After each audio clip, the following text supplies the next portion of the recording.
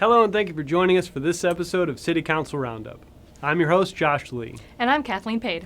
And today we're going to be doing a quick recap from the meeting on Monday, October 28th, 2019. Today we're going to talk about an update to the smoking ordinance, a stormwater utility fee ballot measure, and a discussion about historically underutilized businesses. First, the smoking ordinance update. The update approved on first reading changes two things about the existing ordinance. One, it adds a definition for electronic smoking devices, and two, it adds the use of electronic smoking devices to the definition of smoking. Basically, until now, the rules for vaping were different than traditional smoking. The update brings vaping up to traditional smoking rules. So if it is adopted in the final reading, what would that mean for residents? If you see a no smoking sign, that means electronic smoking and smoking indoors is prohibited. Second, the stormwater utility fee ballot measure.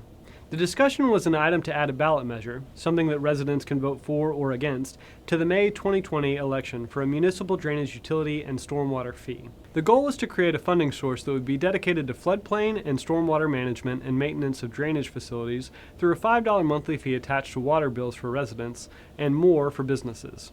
The idea began from council and staff discussion during the early budget input session last February and then developed in more detail when it was revisited with council in July. But basically, it was to protect important projects like detention work needed at Hickory Slough and Mary's Creek and maintenance of 60 miles of roadside ditches and 310 miles of stormwater system by removing them from the highly competitive general fund and creating a funding mechanism that would only be available for investment in stormwater drainage related projects. In addition, the budget that would be freed up in the general fund could be reallocated towards much-needed street and sidewalk repairs.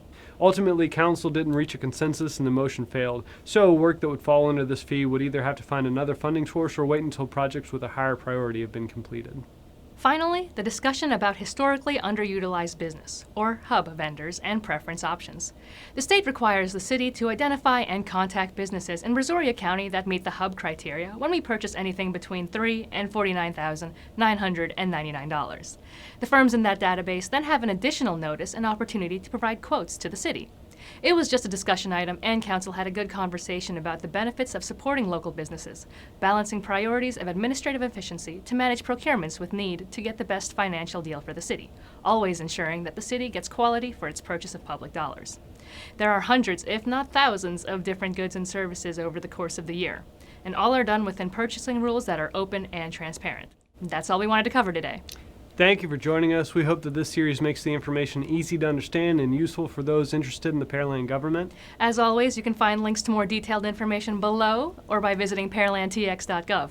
Leave a comment below if you have any questions or suggestions. Click here to watch the last City Council Roundup video or here to subscribe to the channel.